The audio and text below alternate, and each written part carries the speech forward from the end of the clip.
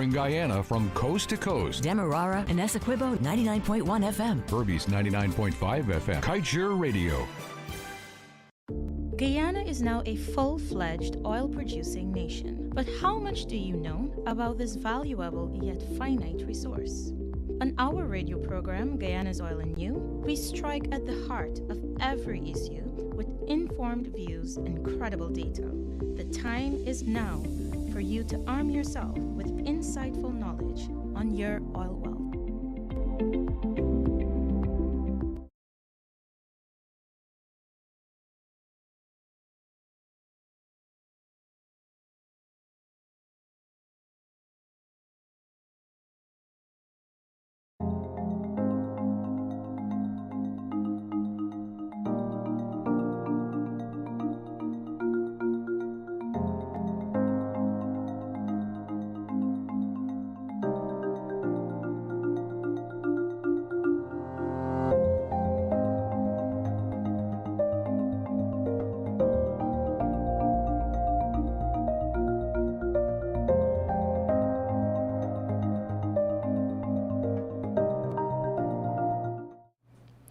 Good evening, ladies and gentlemen. Welcome to this week's episode of Guyana's Oil and You.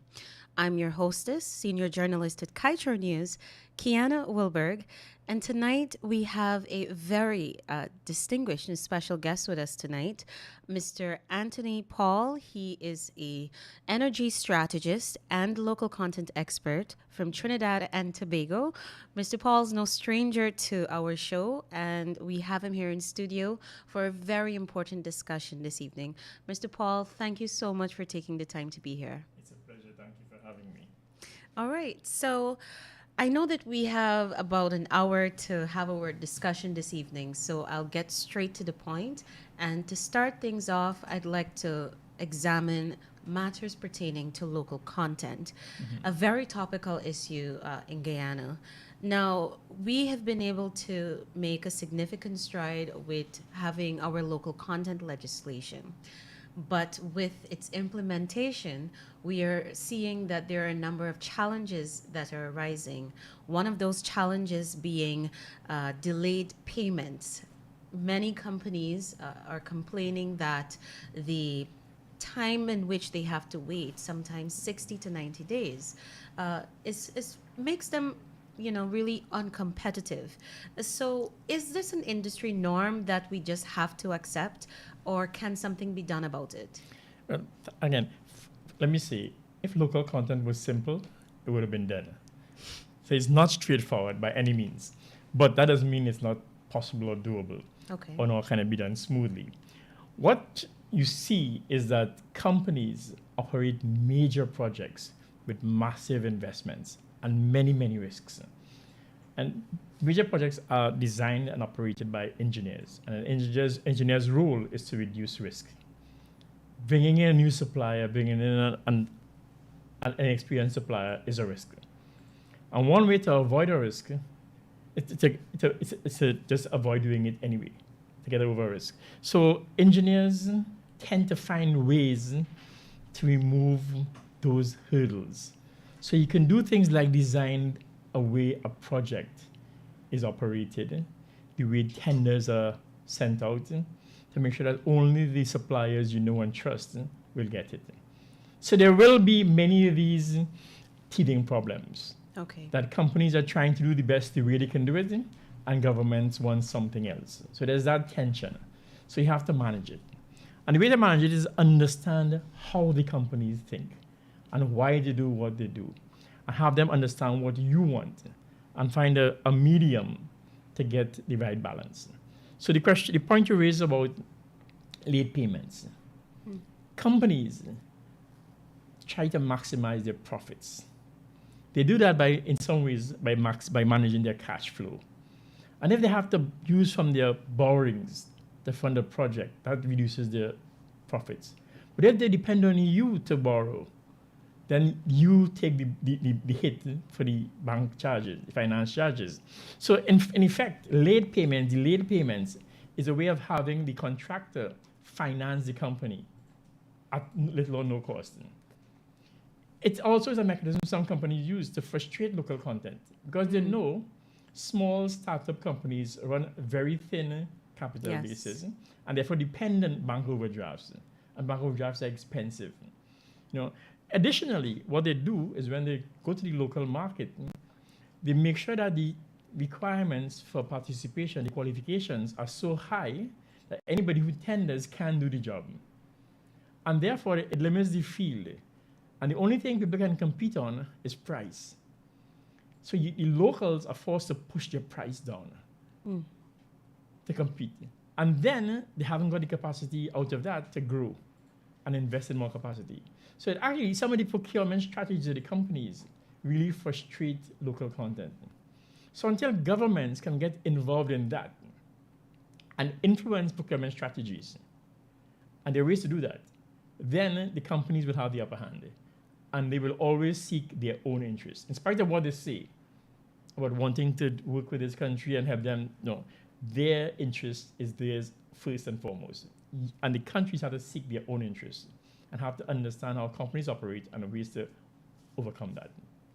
Yeah. So how might Guyana, because you noted there that it's imperative for the government to find a way to influence the procurement process. Sure. Now, and I'd like to ask two questions on that note. What's one of the key ways in which the government might pursue such a process in influencing the procurement rules? What's one of the things, the protective mechanisms they should put in place when doing that? And secondly, to the delayed payments, is it possible that arrangements can be put in place to say, well, as you influence that process, companies must be paid? Is it practice that governments can dictate the timeline within which companies can be paid? Governments have the potential and maybe the power to implement regulations that enforce how legislation is followed through with. So the government say you must procure certain services from Guyanese. That is one way they've influenced the supply chain, the procurement process, right? They can further go on to say, in the conditions that exist in Guyana, we require that all payments be made within some period. Okay. That's within government's power. Whether the companies challenge it or follow it is a different story. But one thing you can be clear on is that companies in places like Guyana have a difficult time trying to convince their shareholders that they should fight a law saying that locals should be paid fairly.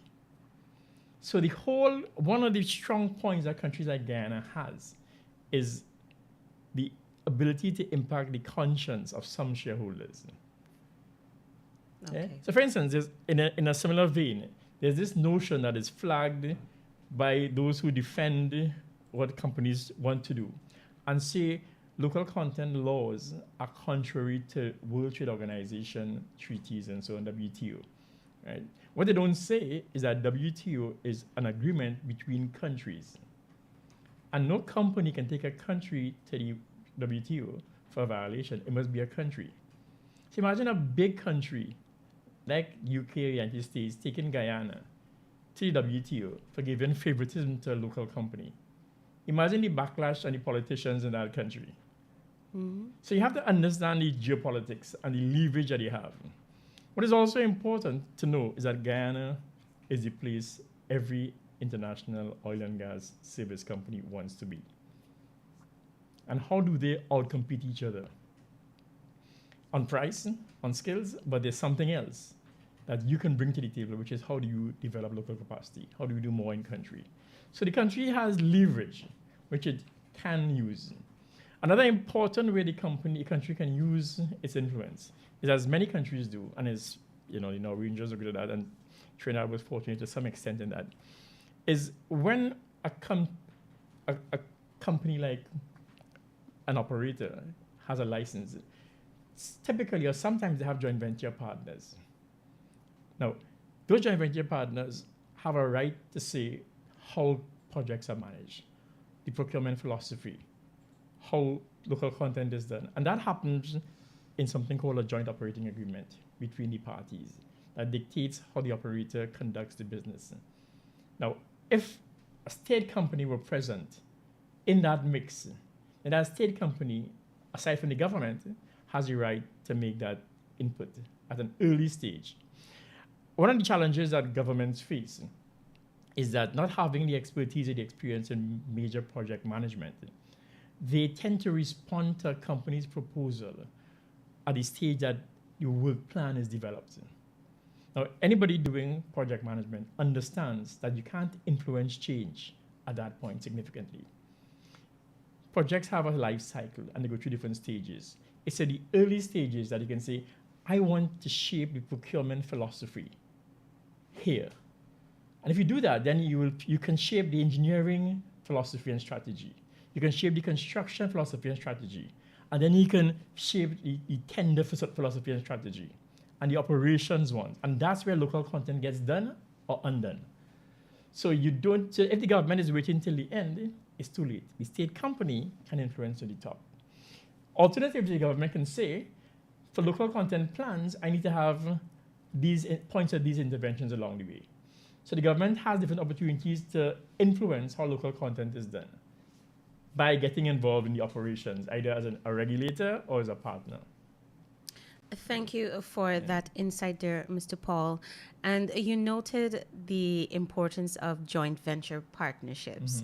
And there's a lot of that taking place in Guyana at the moment. But with that, we're also seeing a challenge developing, and that has to do with the rent-a-citizen phenomenon or trend that's emerging in Guyana. Is this... and I know from my independent research that this is something many countries grapple with when they're now starting out with developing local content and implementing it. Is this something that can be nipped in the bud pretty early, or given our circumstances, the size of the population, experience, is this something that we would have to just accept for the time being? No, absolutely. No. So there's two things to keep in mind. There's local content, which is using what you have, and there's local capacity development, which is adding to what you have so you can do more. Okay. Guyana at this stage needs both of them. You need to use what you have and make the most of what you have. You need to add to what you have and bring new things to what you have. One of the dangers of using what you have is what you know as a Dutch disease, pulling skills and services outside. So independent of capacity building, local content can run that risk. So you want to do both of that. So then the question is, where's the balance between just using what you have and adding to what you have? And adding to what you have, part of capacity building is experience. And part of that experience is working alongside those who are already experienced and capable. So you do need those alliances. So the question is, how do you get the alliances, but don't erode what you're trying to use already? But the good thing about the schedule with the Fortis goods and services is that they're not all 100% Guyanese. Means it allows for some locals, some foreigners to participate. Okay. Yeah. Now, to get to a specific question on how do you mitigate or prevent fronting, there must be some clarity as to what these arrangements mean, what these joint venture agreements mean. A joint venture agreement speaks about the ownership of the company at the registrar's office, right? What the Guyana legislation speaks about is defining local content as what value it means in Guyana. So subordinate to a company registration will be shareholders agreements. And within those shareholders agreements will be the language that speaks as to who gets what share of the profit, who is required to provide what services. So a regulator like the Secretariat would have to audit a company to validate how much is really local content as defined. Now, that mechanism of auditing and certification can take a lot of time and effort. It doesn't have to be deregulated. The regulator can say, these are the rules. Go get an independent audit firm to audit you and certify your local content. And let them follow the documents and payments, because you may certify somebody to be local content, and then you want to validate them at the end of the year. So you audit their books to see where does the money flow. So there are mechanisms to do it. It's not hard to do, but importantly, whereas you might put mitigation things in place, you might put validation things in place, you also need to put mechanisms in place to penalize those to sanction those who've done it wrongly, and the sanctions must be proportionate to the actions. So that's what countries like Ghana have done. They've put in the mechanisms. Other countries have put in certification, auditing procedures to make sure that local content front-end is either nipped in the bud or sanctioned when it's found out. Now, on the issue of targets, our local content legislation outlines 40 areas for Guyanese to have participation. Some of it is to 100%. Some of it is between 25 to 75%. Given the size of our population, where we're now starting out in terms of experience, how would you view these targets and the areas that have been outlined in the schedule? Do you see it as reasonable? Sure. What's your take on it? So to be honest, to speak to the specific numbers and the targets, I can't do that with authority. Because to get to those numbers, I have to have an understanding of the supply base, what's available, what they can do, and what the demand is to see that those targets are realistic.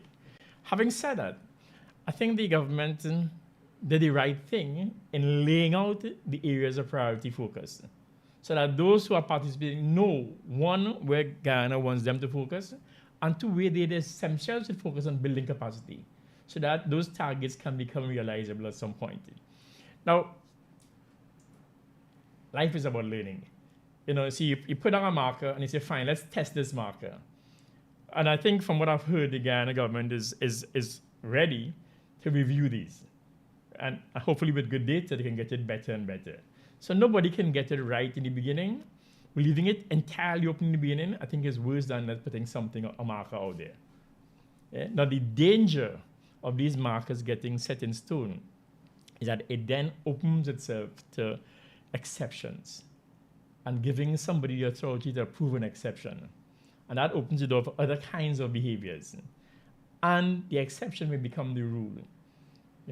So we have to be careful that this transition period between what we aspire towards and what we really want doesn't last too long. And if I'm also just noting what you said there correctly, you are also cautioning that areas where we give exemptions, that we be very mindful, because that can open the door to other requests for forgiveness in certain targets. Absolutely. There must be, what I would recommend is that there be rules or guidelines for making exemptions. And when an exemption is made, that be declared publicly, so that people know what the exemption was made and why. And that's it's in keeping with what's required by the law. Yeah, absolutely. Thank you very much for the perspectives there on the local content aspect of our conversation, Mr. Paul. Now I'd like to take your attention to another very topical issue in Guyana, and that has to do with oil blocks auction.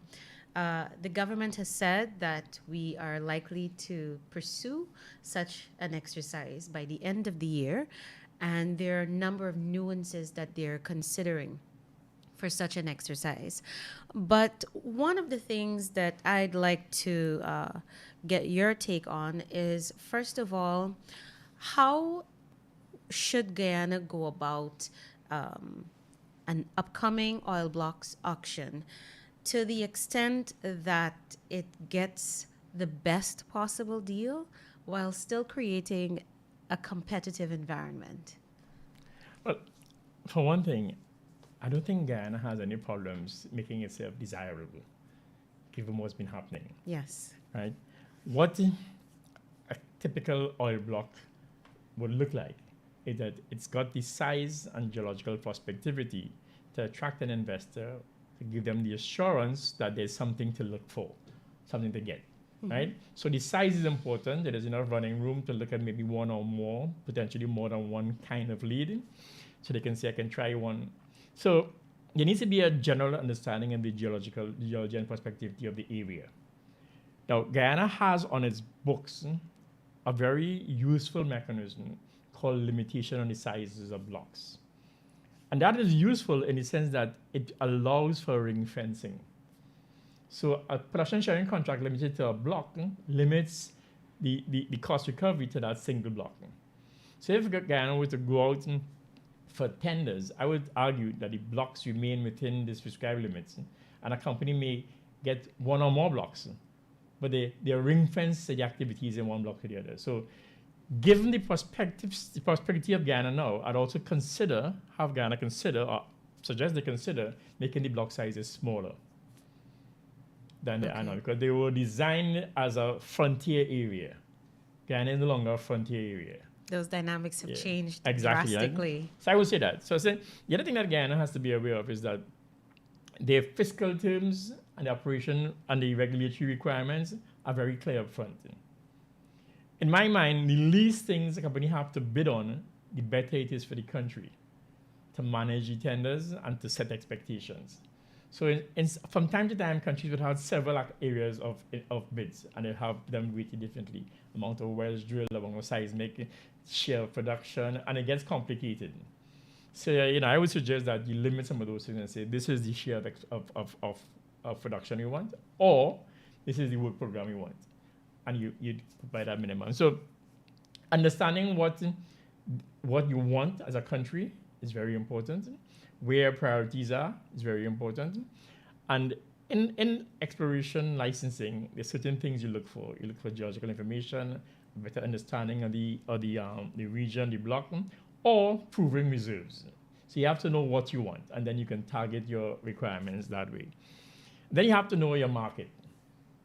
Which are the big players, or which are the players who have an interest in this area at this time because of the oil, the location, who have a desire to change your portfolio from an oily one to a gassy one, or gassy one to an oily one. You may have gas-prone blocks.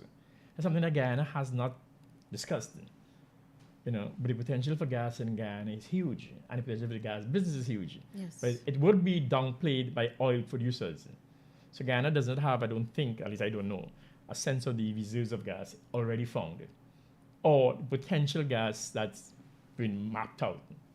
So Guyana has to know, am I going after oil or gas? And at this point, it's probably oil. So you look at the players who are looking for oil in the portfolio. You also have to understand where the competition is, not for investment of money, but for time. Because the effort it takes to evaluate a block, put together a bid, get it approved, it's quite tight, and companies tend to have very thin new business teams.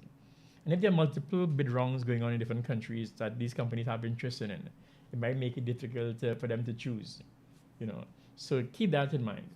And there are ways to look at your own bidding process as well. Because in Trinidad, for instance, we would have companies bid on multiple blocks and then have all the bids submitted at the same time and then evaluated. A company or geologists, geoscientists, exploration teams may have multiple options. And they say, I would like to go after these 3 blocks. And they go to the board, and the board say, what if you win? Then he exposes us to all this. So then winnow down your bids to the most important one. So they bid for one, and they don't get that. And there's no bid for the other blocks. So what some countries do is have a process where you submit your bid, it's open right there, and then if you don't win, you can then submit another bid for another block. Right? So there are methods you can use, which Guyana will, I'm sure, to get advice on how to use that properly. But understanding the market, understanding what you want, understanding the process and the timing is some critical factors. Thank you for that, Mr. Paul. Now, one of the key aspects of this discussion on the oil blocks auction has been whether we should have Guyanese being allowed to participate in this auction and to have some type of ownership. What are your thoughts on that? Right off, I would say absolutely have Guyanese participation. Now, if I were to listen to voices from the north and they're thinking of national companies or local participating, the first thing they would say is that, well, you already have limited capital. She doesn't spend it on risky ventures. She uses it in healthcare and education. But actually, these are very profitable ventures, and there are ways to mitigate the risk. But it also says that national companies tend to be inefficient and corrupt. And that's actually a dog whistle to say brown and black people are always corrupt and incompetent. They don't say it that way, but that's the thinking that's behind that. And sometimes you don't even think it. They don't even know they're thinking it. They're just conditioned to do it. So as somebody who's worked in the industry, I know the industry is very good at managing risks. So we can manage risks around government, state companies, national companies, having corruption, having inefficiency.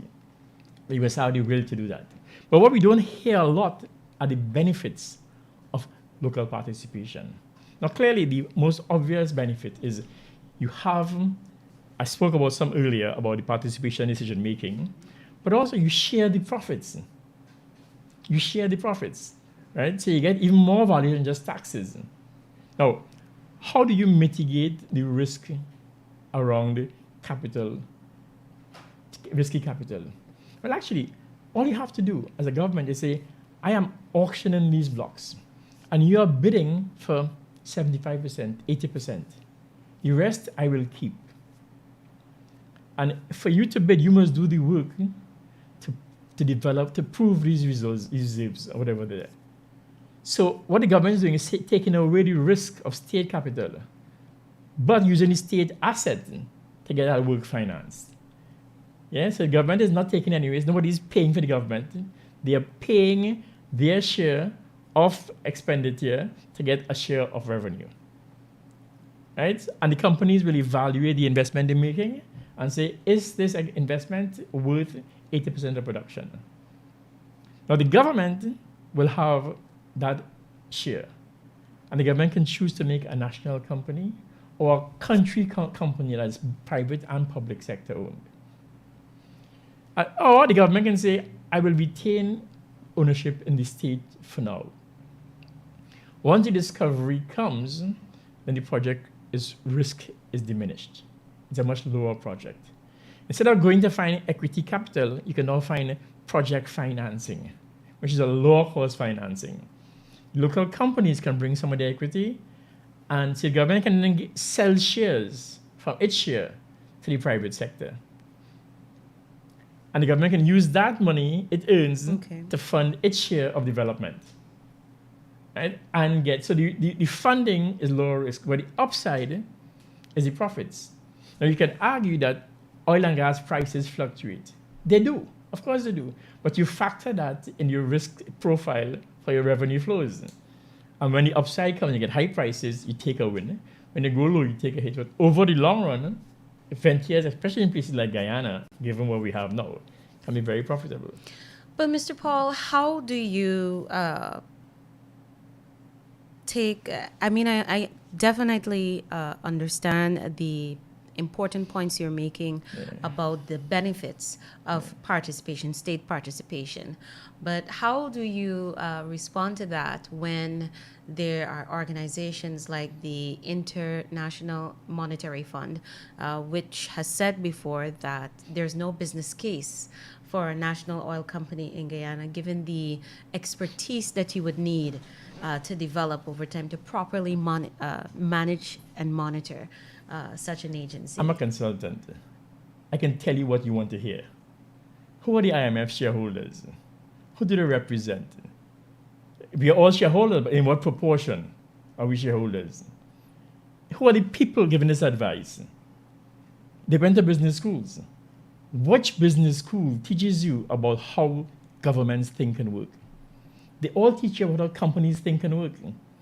So you have come out of school with a company perspective. Yeah? So they're telling you, don't invest in that. There's no business case. Who made the business case? Who peer reviewed it? Who challenged it? Yeah? And they know that we are slaves to the written word.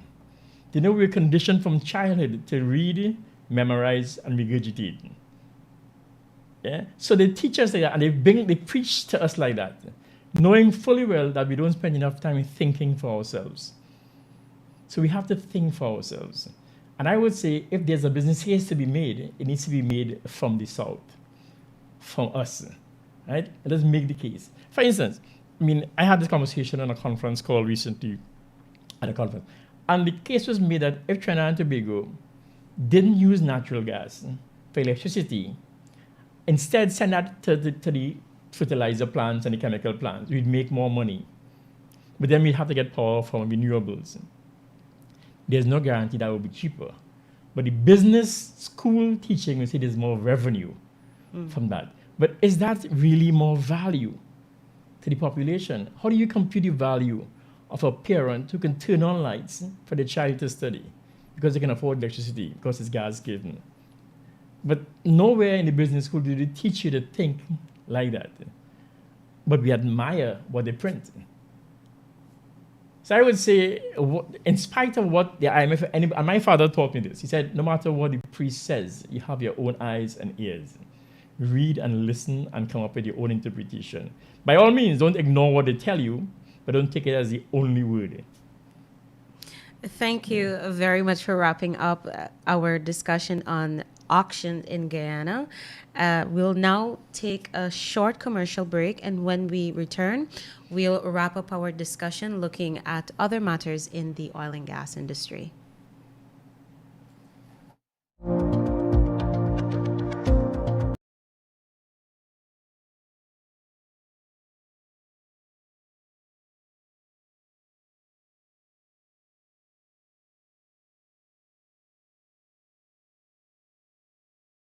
Keeping you informed. Demerara and Essequibo 99.1 FM. Burby's 99.5 FM. Kaieteur Radio.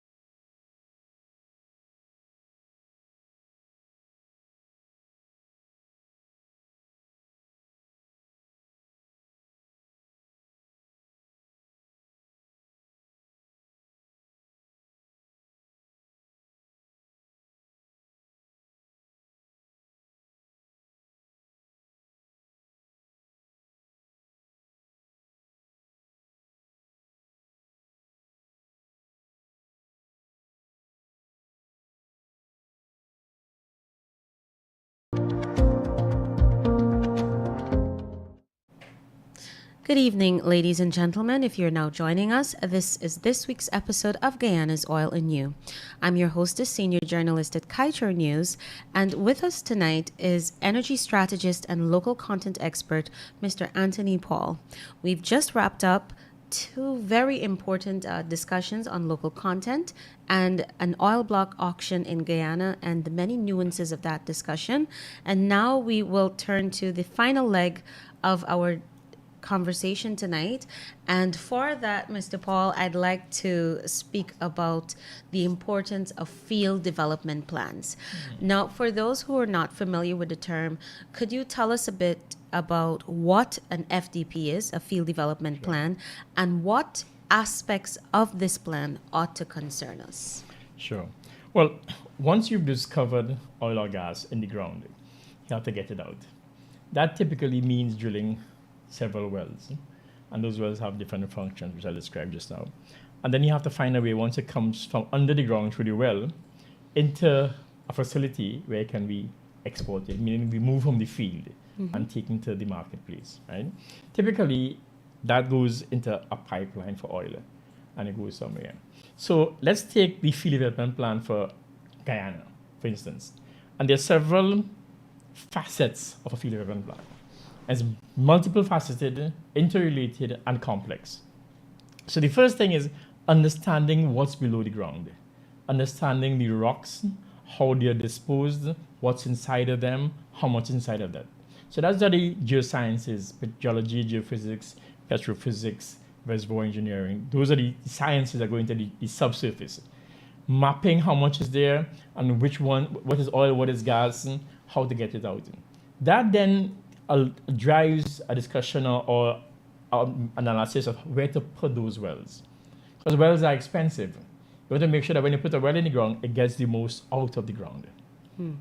Right? In addition, given that there's oil and gas and water, once you start to produce a reservoir, the pressure declines naturally. Yes. So the to get more out of the ground, you have to re-inject either water or gas to build the pressure and bring it up.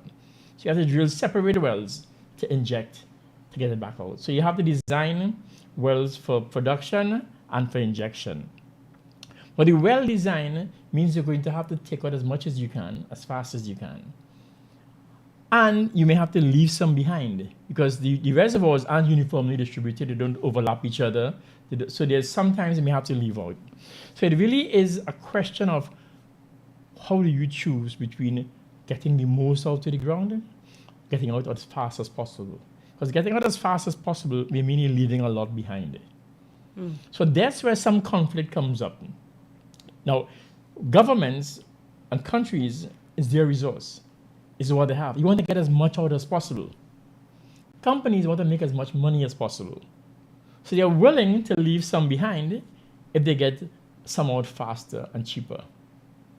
Right? So who is the judge as to the balance between fast or more? And that's where an independent analysis comes in.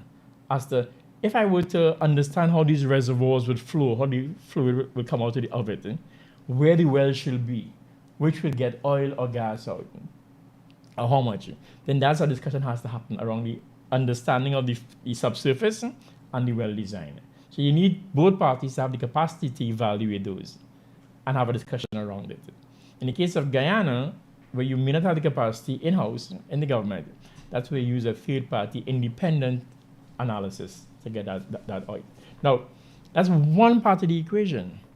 The other part of the equation is that because there's associated gas in the reservoirs, and we know there's gas being fed, there may also be reservoirs with only gas or mostly gas. Yes.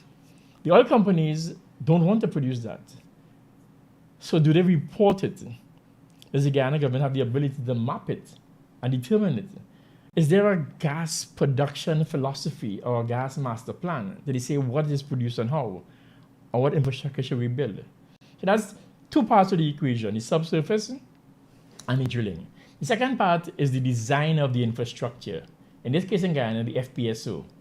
And that says how big it is, what equipment it has, what are the operation philosophy, how do you make sure it operates efficiently. So in Guyana, for instance, you may have a problem where a compressor goes down. And that compressor is meant to put gas back into the reservoir. This happened in Ghana. So what happened? The company said, we can't afford to stop production. So they were flaring gas. Wow. For years. And it was so hot that it damaged pieces of the FPSO. Wow. Now, the question is, should there have been redundancy in the compressors? Have a backup compressor? So that's a design philosophy. In addition, in Ghana, the FPSO had a turret where it could move with currents and the center will stay down. And that turret got damaged, the bearing got damaged. And it took them years to fix that.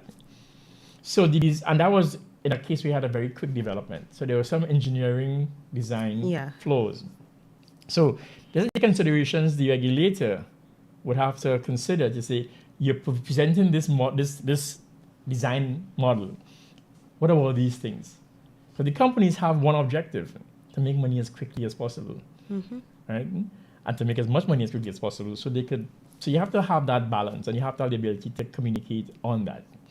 So the regulator in Ghana put in place a mechanism to review the field development plans. At one point, much like Guyana had a discovery called Jubilee. Yes. And they did a partial development with an extension, so like Lisa and Lisa. And the partial development was far advanced, and the production had been going, when the second development came. And of course, the company came with a new FPSO and said, we'll do this FPSO next state. And the regulator analyzed it and said, but hang on, production profile for this FPSO, the next one, says that there's enough capacity in the first FPSO to take all the production the second FPSO is designed to be. Why are you building a second FPSO? And they didn't. They saved $1 billion. Oh, wow.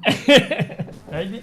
So things like that, So Guyana is considering, for instance, building a pipeline to bring gas to shore. For which field or fields? You have several FPSOs being developed. So besides the facility, the FPSO, there's also the evacuation, the gas pipeline. What size should that be? For what? And the question arises, so where should the next FPSOs be placed? So the surface conditions and the facilities are part that have to be evaluated and assessed. And the fourth part is the commercial side. Where's the economics of these things? Who is doing those evaluations? How are we comparing the trade-offs and the values? And of course, there's always a consideration for the health, safety, environmental factors. Yes. Those are not compromisable. So those are always be done. So those are complicated pieces. And then put together that the whole project management life cycle, the procurement life cycle, supply chain management, local content, all those factor into those. It's a really, really complex operation. So when a company comes and presents it and says, I want to answer in 30 days or 60 days, that is absolutely patently ridiculous. What should happen is that the regulator should be participating in the discussions from day one. In terms of the geological mapping, the well designing, the field development planning, So this is such a complex process that Guyana really ought to take its time in understanding every aspect of it. So a process like this, what's the minimum amount of time to truly make the best assessments? What's the minimum amount of time? So it's no hard and fast number. I mean, ideally what you want to do is to establish a process that will be followed, right? And then make sure that process is followed, information flows back and forth, and there's conversations. And one of the best ways to get that process right and get that checks and balances right is to be a party to the joint operating agreement. With the knowledgeable partners, in this case, the non-operating partners for the FPSOs or for the licensed contract blocks, are involved in that process. If a state company were there, or the state wanted to put a regulator in that mix, they should ask that question: how can we be part of that? What role can we play? How can we sit at the table and learn? And see what these other people are asking and learn what questions to ask ourselves. See what information they're asking for and make sure we get at ourselves. So without the right, so for instance, when I look at the RFPs for field development plan reviews and I see the timelines, it tells me that a lot of information isn't being presented to the evaluators. It tells me they're probably working on interpretations rather than data. It takes a longer time, and that gives you a different outcome. So you're not doing a second looking. You're saying, I agree that this is the outcome is right or may be right. I'm not saying there may have been other outcomes because I don't know. Okay. Yeah. So it's complicated. There's no finite time, but my suggestion is get a process in place, get people in place, and work that and go faster. Now, having done what Guyana has done, again, you can't look back in anger. That was done. There's reasons for that, and people always have to make decisions, and we can always look back and correct them. But going forward, it's something to have been learned. So it's a really complex and involved process, but at the end of the day, it makes a huge difference in what comes out of the ground and what goes into your pocket. In terms of transparency and accountability, is it industry norm or practice for governments to make the guidelines for FDPs? Well, first of all, to outline guidelines for FDPs and then make those public. Is that an industry norm? If you look at many countries, Ghana is another example. The requirements for field development plan are public. It's on the website. These are what you must submit. And many countries have that, field development plans. This is what you may submit in this time frame, in this format. Why is that important for the public to know? Well, it's important that all operators know what is happening. In my view, having the public understand and read gives you two things. It gives you extra eyes to work on your behalf. Because there may be a person sitting in some country who has an interest in Guyana, maybe a Guyanese, who's working in the industry, who understands these things better than the people who are on the ground here, but doesn't have a chance to participate, but can send a comment, can send an observation. There are people in the university, there are people who might be in professional associations, might come together as a group and bring company people, government people, academia to discuss an issue. Yes. But with all the data, you can't bring your best minds together. So that's a very important part of that. Another important part of it is Guyana has home field advantage. In other words, what's happening here is observed by the people here. And as in a cricket match or football match, your fans can drive you to a higher level of performance. But they can only do that if they can see you performing, if they can see the game, if they can see the ball. So if the government regulators hide from the public who are their supporters, who will rally for them?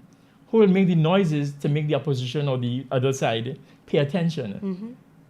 And really and truly, in places like ours, the influence on operators comes down to the influence on how their share price performs.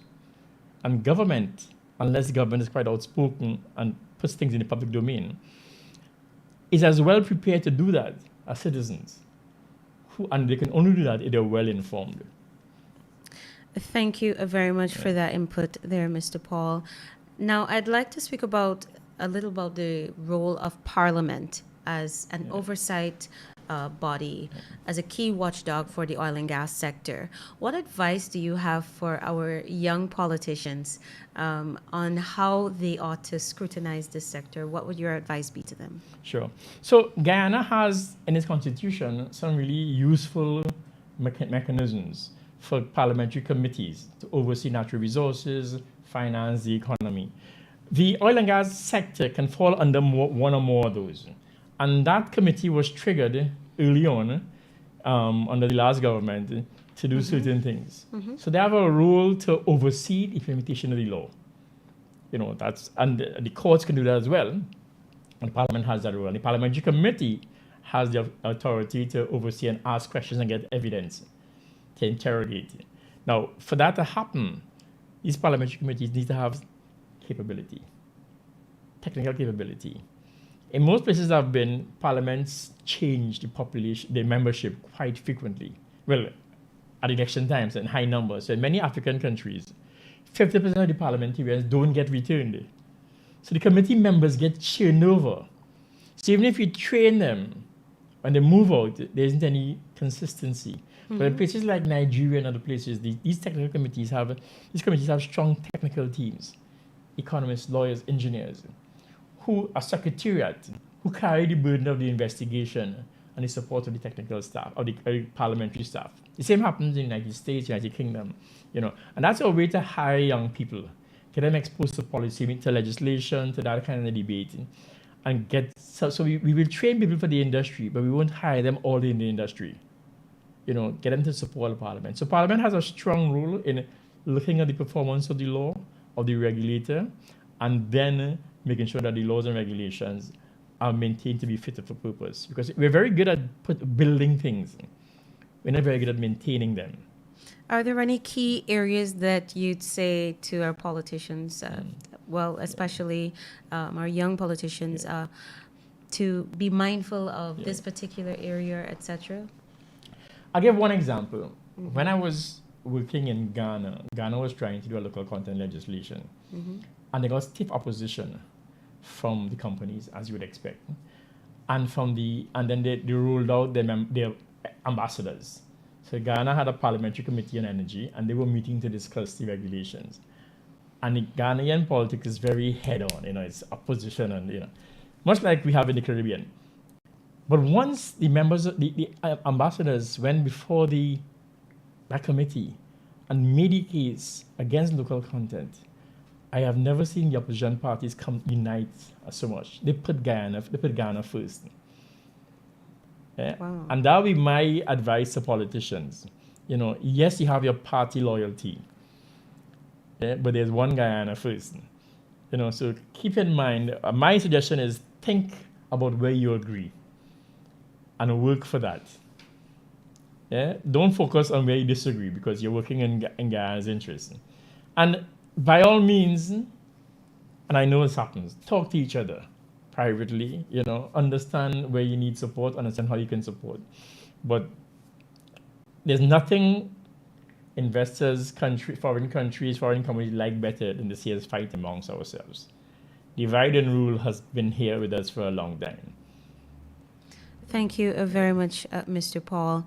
Now, speaking about the divide and rule and what foreign entities like to see, the developed world has been at the forefront of a message that there shouldn't be any more new oil projects because of the climate change phenomenon, which is real. But what do you think that does to states such as Guyana, Suriname, Trinidad, and Tobago? Sure. I agree with them. I think they shouldn't produce any more oil. And I say they shouldn't produce any more oil because they are the ones who are polluting. If we were to take all of Guyana, Trinidad, Africa, the Caribbean's pollution out of the mix and stop it immediately, we would make very little impact on the 1 degree target. So we are not the problem. They are. And yet they're asking us, as we've heard, to provide a solution. Now, one of the reasons this has come in, as you well know, the developed world needs poor people to make them rich. Oil and gas is a vehicle for countries like Guyana to get out of poverty.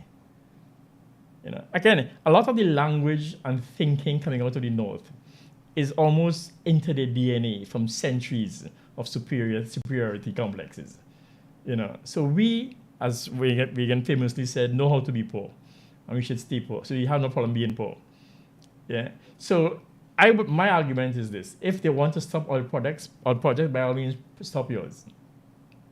We cannot get wealthy by importing solar panels and wind turbines that cannot generate foreign earnings. Right? We have a chance to produce and export our own raw materials, meet our own needs, and gain and industrialize our countries. We can't industrialize only on imported technology. Right? If you're training kids in science and technology, where the businesses or the factories or the plants they'll work in, you're saying the way out of poverty is education. You're saying the way into industrialization is science, technology, engineering, and math. Where are the opportunities? So again, like I said before, we have to create our own narrative from the South and not just bathe in what's being fed to us. We have to think about our well-being and build our own story. So for instance, they tell us in Trinidad that we are the biggest per capita emitter of carbon dioxide in the world. And that may be true numerically, but what's the significance of that? We are producing CO2 because you're producing liquefied natural gas. Liquefied natural gas is going overseas to replace oil and coal. So in effect, we are reducing CO2 emissions, but we're getting a credit, the debit for what you produce, and not the credit for what you create. They're taking it. So why don't we tell our own story, our global impact on the environment, rather than absorb theirs on what our local impact is? But the atmosphere isn't local. It's global. So it's important for countries like Guyana, Trinidad, Suriname to write their own story, to tell their own story, as opposed to falling prey or victim to this narrative being imposed. There's a saying among the Ewe people in West Africa, the Gulf of Guinea, Ghana, Cote d'Ivoire, Togo, says, until the lion can write its own story, the hunter is always the victor. So, yes, we have to write our own story. I mean, Guyana has a brilliant story to tell on the environment. Who's telling that story? They're telling you leave the oil and gas in the ground. Guyana can do a whole lot with natural gas, a whole lot with revenue from oil, a whole lot from the industrialization, the technical capability can come out of oil and gas, and the business capability that can come out of oil and gas. So I would say, listen carefully, be aware of the problem that's coming up, find a solution for yourself, and play a role in the global scenario, but don't let be dictated to. Nobody's looking after your interests, looking after their own interests. And by the way, the planet isn't under threat, Mankind is under threat. As a geologist, the planet has gone through these things many times before. The planet will survive. It's mankind who's in trouble. Well, that's a good segue to our next question. Also speaking about Trinidad and Tobago, Guyana, and Suriname, what key opportunities and challenges do you see for us in this new dispensation? Sure. Well, one of the challenges we always face in local content, for instance, is, as you described it, limited manpower. So what happens in countries who are neighbors, we have a natural tendency to compete with each other. And in so doing, we said, well, we can't do it. And the companies tell us, you can't do it, so we have to take it back to Houston or Aberdeen or Paris or somewhere where they can do it. Whereas if you aggregated your demand and your supply across neighbors, you can then say, fine, Suriname can't do design engineering for pipelay vessels or for pipelines, but Suriname, Guyana, Trinidad can do it together. So let's build one facility in Suriname. We can't do seismic processing in Guyana because we haven't got enough demand and skill. But let's build one in Guyana to do all of Trinidad and Suriname's work. Let's create centers of excellence to service the region. So the work stays in the region, the value stays in the region, the skills are developed in the region. And let's allow, one of the things that small countries, small populations who've had some kind of resource development opportunity, like Dubai, like Singapore, one of the things that they did really well was to have an enlightened migration policy. Because you need manpower. Back in the 80s, we were trying to get Cubans to come to Trinidad because we needed manpower for geophysics. And they had a lot of people trained there. But the Helms-Burton Act in North America and the USA killed that opportunity. Mm-hmm. So instead we were getting British and American geophysicists coming in, So we have to ask ourselves, how can we collaborate so that we all benefit? It's in our own self-interest. Now, the challenge that Guyana faces with Trinidadian companies, for instance, is not unusual. We know our neighbors better than we know the guys who are far away. And it's easy to be wary of them, as we should be. I saw the same situation in Ghana. The Ghanaians did not want the Nigerians to come and work in Ghana. So they tried to think that. So then next door in Liberia, and then they were exploring. So I asked the question, what if Liberia finds oil and you Ghanaians have built capacity, do you want to go there? Similarly, when I worked in Kenya, the oil was discovered in a county called Turkana. Turkana is the poorest county in Kenya by far. Yeah. And the Turkanans, they were adamant that the oil belonged to Turkana. And they're not talking Kenyan content, they're talking Turkana content. So when I worked with them, I asked the same question. I said, so what if Lamu, who are exploring, find oil? People build capacity. Do you want to go to Lamu and work? I say, remember that walls, barriers work in both directions. Mm-hmm. So that's the thing you have to keep in mind, So I was not surprised to see a lot of Guyanese business people at the Suriname conference recently because they're building capacity there, here, right? And they would want to go somewhere else. So enlightened migration is something you have to think about. What does that mean? How do you get the benefit? One of the things I told the Ghanaian business community early on is that I understand some of the challenges you have with Trinidadian companies and some of the issues around Trinidad. So, but if you think you'll get a better deal from somebody from the north than you get from Trinidad, I have a lot of thinking to do. Because I've seen how the Trinidad companies had to deal with these guys, and they know what it took to overcome the hurdles that were put in front of them. So you might even learning that from them, how to overcome those hurdles. But there will be challenges, no doubt about it. It's human nature. But if we're interested in working towards it, towards solving it, there are ways to solve it. But certainly collaboration has a big part to play in getting the most out of what is in Guyana and Suriname. Thank you for that. Now, I want to ask just a question as regarding one of the issues we spoke about earlier, and that has to do with building the capacity to do independent assessments of discoveries. Can you touch a little bit on the importance of us doing that? Because at the moment, ExxonMobil or any other company that, they make a discovery, whether they're the ones who are in charge of telling us what they have found, what's there, and, we have to accept that information and we pass it on. How critical is it for us to be able to build a capacity to do this on our own? What would that mean for us? It's critically important, to be able to do that, to assess what's happening there. You can't regulate something as technically complex as this but it has so much opportunities for value loss, for value slippage, without having the ability to oversee, understand, and assess. Now, one of the primary ways of doing that is making sure as much work as possible is done in country. So where does Exxon currently host their geologists, their geophysicists, their reservoir engineers? Do Guyanese see them? Do they see the technology they use? Do they see them day to day? No, that's happening outside of the country. Why is that? And what are you paying for it? And the benefits of that. So you may have geologists, geophysicists, you also have technologists, secretaries, janitors, rental buildings. You're paying for that, but you're not benefiting from it. So the first thing is to get in, and we did this in Trinidad and it worked tremendously. When Trinidad was trying to grow the gas business, Amoco was doing all their work in Houston. We put a mechanism in place in our production sharing contracts that we went through at some point, that all overseas costs are limited in cost recovery to 10%. So if you want to recover your costs, bring it to Trinidad. Okay. Once we did that and the team came down, the immediate response was, this is expensive to keep locals, these foreigners here. How can we replace them?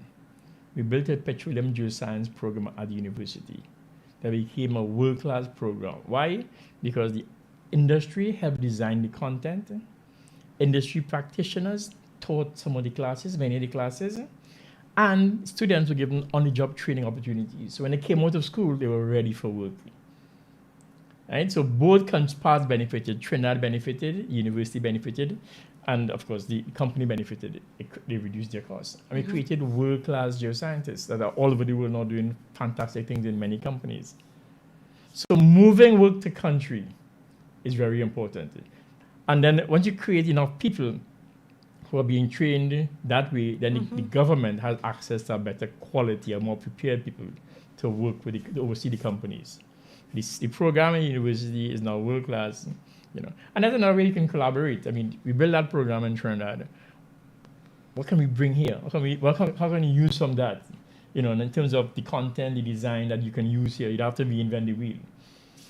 When we started our programs in the University of Trinidad and Tobago, for instance, we wanted to build capacity quickly. So we designed a program that will move people from degrees in chemistry, chemical engineering into petroleum functions in a year.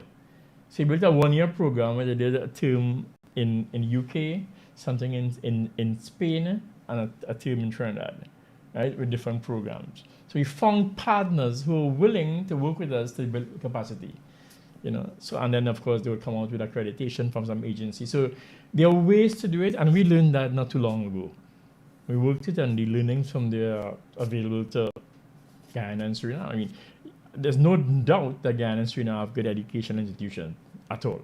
Good quality students, good quality faculty. How can you use that and build on it? Thank you, Mr. Paul. Now that brings us to the conclusion of our program. On that note, I'd like to ask you for your closing remarks on Guyana's oil and gas future. You're here for a few days. I'm sure that you would have soaked up a lot about some of the developments that's been taking place. What's your insight on our future? Where would you like to see us go? No, there's no doubt that this is a very exciting time. The potential is huge, And Guyana, I am sure, will do well from oil and gas. The question I ask is, how can you do better? Because you can get 10 cents on a dollar or 50 cents on a dollar. Where do you want to go? A few things keep me thinking about where's the answers to these. One of them is the question of natural gas. Who's thinking the big picture for natural gas? Who's looking at the whole resource potential of natural gas? Who's looking at the downstream potential of natural gas? The infrastructure to bring it to shore, the skills building to make sure that works. That's a big piece that needs to be landed somewhere. You spoke about the field development planning and the management, and that's a big piece as well. The big question, of course, is the pace of development. But what worries me about the pace of development, there are two things that concern me about that, and I don't think they're insurmountable. One is that if local content is important, faster isn't better, because you can't build capacity fast enough to get the value out of it. That's a consideration that has alternative options for that. The second thing, and the thing that worries me more, is what happened in Trinidad. Is that we didn't build the capacity to manage money. So when the money came in quickly, it was very inefficiently used and sometimes stolen.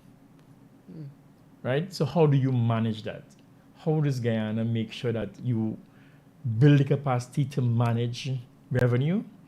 You limit the expenditure, say what you manage well, and you put the right amount in savings and long-term investments.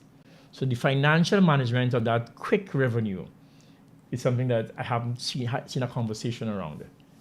And that can create more problems in the future because the immediate impact, of course, is inflation. Yes. Inflation certainly creates huge chasms in society. The poor get a lot poorer. A few of the rich get much richer. That has impact on things like crime, quality of life, So that is the part that I think that somebody's probably thinking about. But as you were, I have not been around. This is my first time in Guyana in almost 3 years. So I don't, I haven't been on the ground to get things out. So those are the things, but ultimately I think Guyana can and will do well. I think for it to do as well as it can, there needs to be citizen vigilance. And for that to happen, you have to continue having people like Kaieteur News and civil society, professional bodies, articulating the issues, debating them, bringing them to the fore, helping people understand them, and then having people get access to information to make those informed decisions and to cheer on the regulators. Well, that is certainly a really thought-provoking note to end on, Mr. Paul. And on that note, I'd like to once again extend my sincere thanks and appreciation for the insights that you've provided to myself and my audience this evening. It really was a pleasure to hear the different dynamics and to learn so much from you. So thank you for providing us with that opportunity, sir. On that note as well, I'd like to thank my listeners wherever you are. Please continue to stay safe. Be sure to join us next week, same time, same place, for another episode of Guyana's Oil and You. Until then, good evening. And Mr. Paul, again, thank you and good evening. A pleasure always. Thank you for having me.